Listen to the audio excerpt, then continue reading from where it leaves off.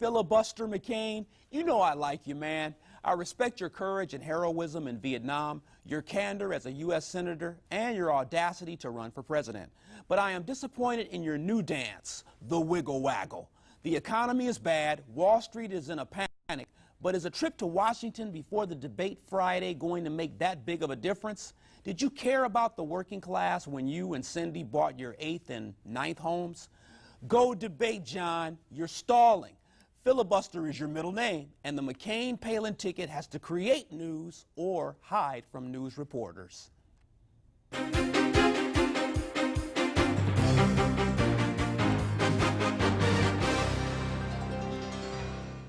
Welcome to Garrard McClendon Live. John Filibuster McCain is at it again, trying to look good by using the bailout to bail out. He's the star of the movie Escape to Washington because he's dodging the debate, donning his cape when Wall Street's in trouble, but unleashing his VP nominee to ridicule Southsiders in financial trouble. Go to Washington on Thursday and Monday, John, but be at the debate on Friday. Here's Johnny. It's time for both parties to come together to solve this problem. We must meet as Americans, not as Democrats or Republicans, and we must meet until this crisis is resolved. I'm directing my campaign to work with the Obama campaign and the Commission on Presidential Debates to delay Friday night's debate until we have taken action to address this crisis. I'm confident that before the markets open on Monday, we can achieve consensus on legislation that will stabilize our financial markets, protect taxpayers and homeowners, and earn the confidence of the American people. All we must do to achieve this is temporarily set politics aside, and I am committed to doing so. Uh-oh, John McCain is getting serious here, but check it out. Barack Obama says full steam ahead. The economy is important, and we need to continue with the business of voting for the next leader of the United States. Let's hear what Barack has to say. I think the important principle at this point is to send a clear signal to members of Congress, as well as the country, that this is a serious problem that has to be solved and should not be subject to the usual partisan politics. With respect to the debates, it's my belief that this is exactly the time when the American people need to hear from the person who, in approximately 40 days, will be responsible for dealing with this mess. And I think that it is going to be part of the president's job to deal with more than one thing at once. I think there's no reason why we can't be constructive in helping to solve this problem, and also tell the American people what we believe and where we stand and where we want to take the country. I'm very impressed, and you know what? I'm impressed by John McCain and Barack Obama's both looking very presidential. But check it out. Joining me to discuss the wiggle waggle of suspending campaigns is the associate editor of RealClearPolitics.com, Blake Dvorak. Blake, welcome to Garrard McClendon Live. Good to be here, Gerard. Thanks for having me. You know what, Blake? Let's get into this, man. $700 million bailout George Bush is proposing. You know, what's RealClearPolitics.com's take on this? Well, it's something that had to happen, and the financial markets, let's make no mistake about it, they are in dire straits, and there is no confidence in the markets at this point. And what the Treasury, what Secretary Paulson has proposed is to give the markets some stability, some confidence, to get the investors back and to shore up what has happened. Now, people have been calling this a bailout. It's not exactly a bailout. It's more of a rescue. At least that's what the administration is hoping comes across to Congress and the American people. Now, Blake, let's talk about RealClearPolitics.com, and then we're going to move into whether John McCain's playing dodgeball or not. RealClearPolitics.com, what do you guys do at your website? Well, it's, I hate to use the term, but it's a one-stop shop sort of place for all things politics. Of course, we've been focusing almost exclusively on the presidential race at this point. But there you can find the best op-eds, the best editorials, the best news stories. We put it all right there every morning for you and update it throughout the day. We even have all the polling averages for all the states, national, and all the battlegrounds, everything you need to figure out what's going on right now.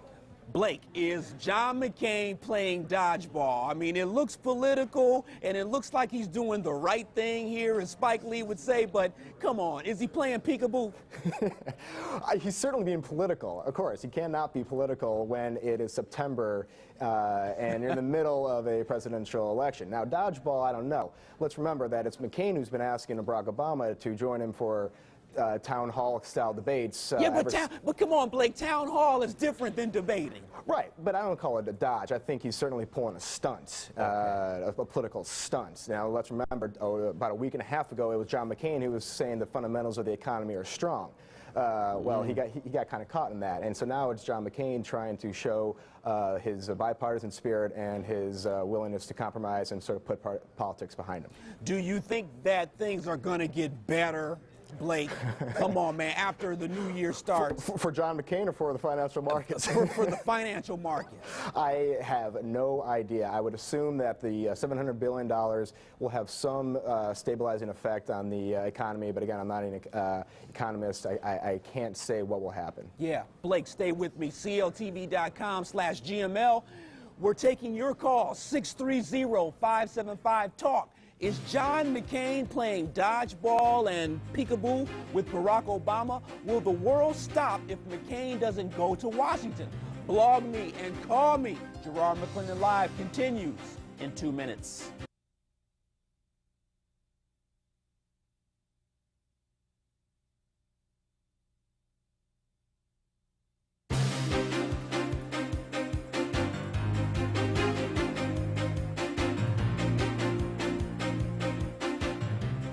Welcome back to Garrard McClendon Live. 630-575-TALK is the number.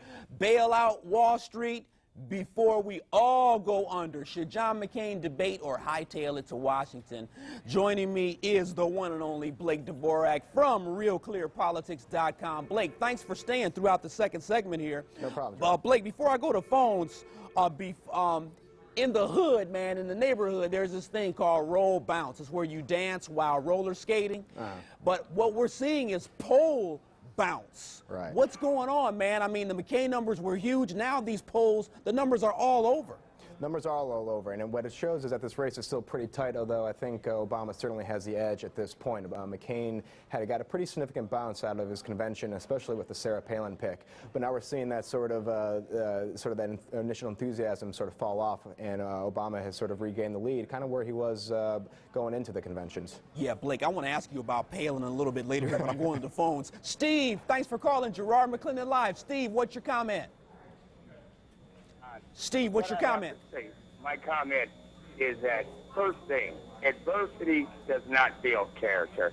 It reveals character. And again, Barack Obama has showed and revealed his character by responding properly. McCain is backing out because he doesn't have an economic solution.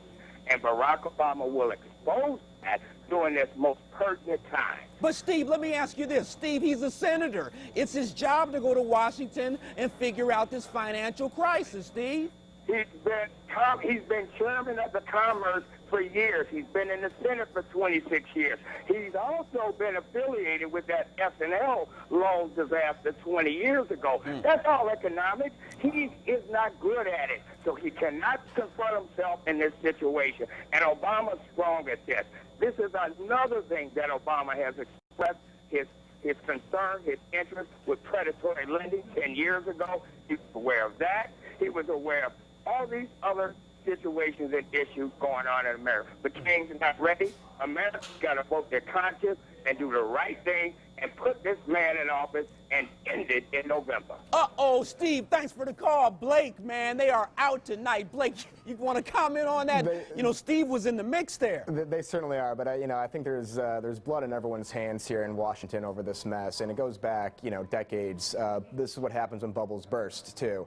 And let's remember, it was Chris Dodd, who's the head of the banking committee, I believe, who is also the heads a list of recipients of Freddie Mac donations. And the number 2 on that list, of course, is Barack Obama. The point is that there's a lot of blame to go around. You can certainly blame McCain for being in Washington, almost 3 decades, and you also can blame someone like Joe Biden. So, I mean, there's a lot of blame to go around. It's hard to pinpoint, and there'll be plenty of finger pointing coming down the road. That's right. Blame game is Right. on the horizon. I'm going back to the phones. Mark, thank you for calling Garrard McClendon Live. Mark, what's your comment? Yes, sir. How are you? Excellent. Good. I just want to make a comment that I think that what Mr. McCain is doing shows that he is the more experienced and better qualified candidate. The only thing that we've gotten from Senator Obama so far is rhetoric. And as far as the gentleman earlier talking about the SNL scandal, I still would like to hear more about Senator Obama's link with Aliata and Resco. Wow. Thanks for the phone call. We appreciate that.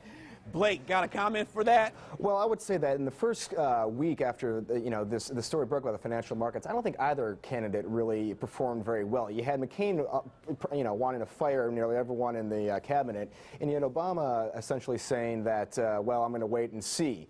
Neither one was showed a lot of leadership. I think they're sort of regaining their ground, but let's remember they both are essentially on the same page with this bailouts. Yeah. They have a few differences, but they're both sort of a wait and see right now. Yeah, Blake, hold tight. I've got to ask you about the one and only Governor Palin from Alaska after the break. Garrard McClendon Live continues. 630-575-TALK is the number. We'll see you in a few minutes.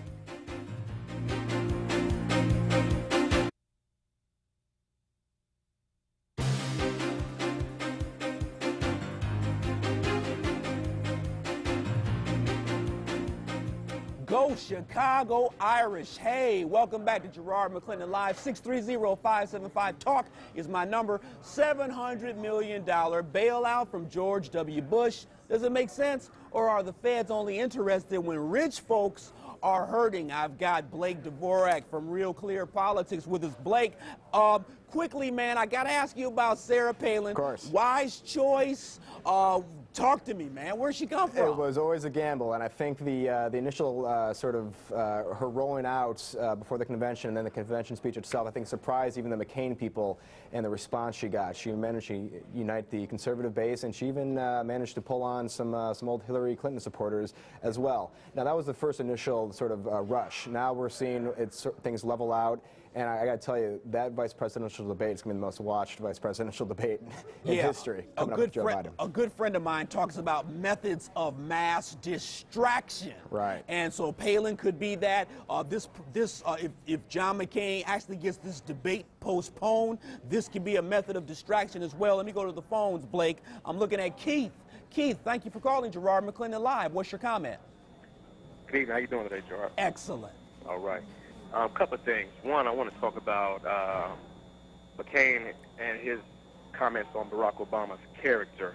I think it is a poor and bad character for him to start a campaign out by mudslinging negativity on Obama. Okay. It shows the lack of character he has as a man and as a leader to start with negativity instead of upplaying his attributes. Also, I want to know why McCain is so nervous all of a sudden about the Wall Street bailout, and they want to create $700 billion new dollars. But where was that money when we need funds here, even in the city and across America, for drug intervention, better schools, better paid teachers? We have bad home loans that are rampant. I mean, where was that money then? Where are the billions of dollars that's being spent on the war that people forgot about Osama bin Laden? Oh, man, Keith, thanks for the phone call, man. You are the man. Hey, Blake, I got intelligent callers on Garrard McClendon Live. He brings up a good point, Blake. Why are they only concerned about money when it's something like this? I mean, United States schools are failing. We're spending millions of dollars a day in this war. Why this? Well, because it's about to blow up in everyone's face. And listen, Washington and Congress in particular is never actually quick on the uptake. It always takes them a few, they're always a little bit behind the curve on things. So that's no surprise there. Yeah. Now, it's a question of spending money on these other programs or wars in Iraq. Well, listen, that's one of the Democrats' strongest arguments against the Republicans right now, spending $1 trillion in Iraq, and that's a legitimate question. Absolutely. I'm going to Quantel. Quantel, thank you for calling Garrard McClendon Live. What's your comment? Yeah, I feel that McCain is a coward for backing out the debate. And okay, he hasn't backed out yet, but you feel that he's playing a little cowardice here? Yeah, because, you know what I'm saying, Barack Obama has been consistent with his campaign and is focusing on the issues, and I don't too much see McCain focusing on what's going on within the inner city neighborhood. See, it's all these kids out here getting shot up, kids dropping out of school, young girls having babies. He's not focusing on the problems that's going on in America and in the inner city households. And I feel that they're bailing out these CEOs and they're making these millions of dollars, cut them from making all that money and make them pay for the faults that they have. Thank you so much for the phone call, Quantel. Quick comment, Blake. Well, one of the things that both Obama and McCain actually agree on in putting into this $700 billion bailout package is basically a rule that says, you know, CEOs can't. There should be a cap on CEO, golden parachutes. If these taxpayers are going to be sort of propping up these companies, then these companies shouldn't be paying their CEOs these, exorbitant golden parachutes. Yeah, they both agree on that. Blake Dvorak, RealClearPolitics.com. Thanks for being on Garrard McClendon Live, my friend. Thanks, Gerard. Appreciate it. Stay right there. Coming up next, Jeanette Slowinski, former trade show model, was convicted of reckless homicide in 2005. She killed 3 people while attempting suicide, but she may be released next week. Fair? Unfair? Is this justice? Stay with me. Garrard McClendon Live continues. 2 minutes. Karen, Doug Meese's brother, Scott, said that the sentence was so light. 3 years later, she's walking out for killing 3 people. What are your thoughts on this, Karen? I absolutely agree. I was shocked when I heard it was such a short term. When it was originally 8 years, we were shocked about that. I don't understand this new Illinois law that they're talking about, but the judge is the one that makes the final decision, so I suppose we have to, I don't agree with it, but we'll have to listen to it. Now, Karen, of course, it's a very sensitive issue, but Jeanette Slowinski was suicidal on that particular night. Evidently, she was driving the car at excessive speeds, and she hit the Honda, the Honda of the 3 gentlemen. Where was your car in this particular situation? We actually were the car that was thrown in front of the intersection of Niles Center Road and Skokie Boulevard by the Honda Civic that was behind us with the 3 young gentlemen that were killed. And her Mustang smashed. We were at a stoplight. Her Mustang smashed into the Honda Civic. The Civic went airborne.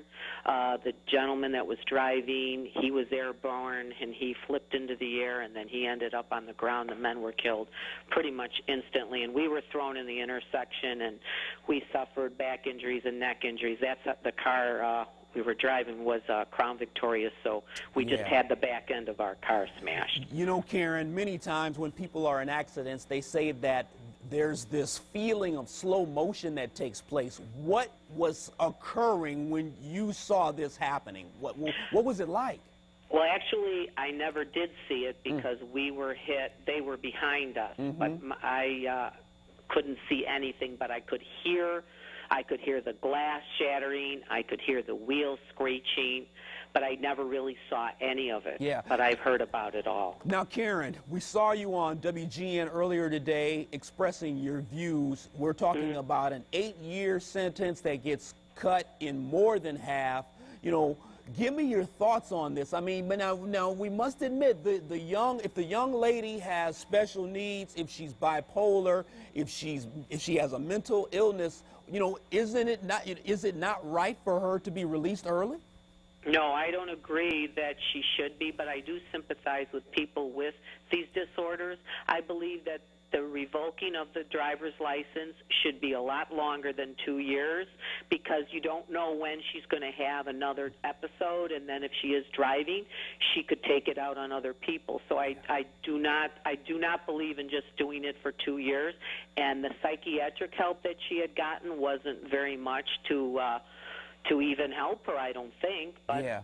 you know, I mean, we'll have to wait and see, but I just pray for people just to look in their rearview mirrors when they're driving all the time, because you don't know what's going to come behind you. Do you think, Karen, I know all of this is speculation, do you think there was some leniency because of the competency of her lawyer and possibly the fact that the young lady was a commercial model? I really don't want to comment on something like that, because I am not the judge that was the one that gave her that sentencing. According to the paper, he felt that that was a just sentence for the fact that she was a sick young lady. She was also not a violent offender, so he felt that that was the term. And if there is a new Illinois law that says they cut the sentence in half, and they also gave her sentencing for treatment, they took that off. I really can't say. I really don't know what was in the judge's mind. Definitely. Karen, we really appreciate you coming on the show. I really appreciate you being on Garrard McClendon Live. Well, thank you, and I appreciate you a lot, and I'll be watching you in the future. Excellent. Thanks to my guest tonight, Blake Dvorak, RealClearPolitics.com, and Karen Takori. I feel for the family members of Michael Dahlquist, John Glick, and Douglas Meese. You are in my prayers, and your loss gives me great pain. The tragedy is compounded by a once suicidal Jeanette Slowinski who suffered a broken ankle. I only hope that Slowinski receives special attention for special needs she may have. Forgiveness is most important right now, but Jeanette's release next week will require a special attention of its own. That's Garrard McClendon Live for tonight. Keep your head up and always be encouraged. Ask or ask? Donda's rules suit shoes.